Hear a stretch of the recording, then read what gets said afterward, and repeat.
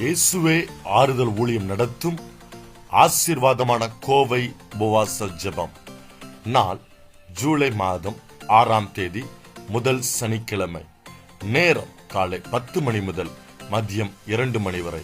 இடம் YMCA தலபை தபால் நிலையம் அருகில், கோவை. தேவ செய்தி சுவிசேஷகர் A.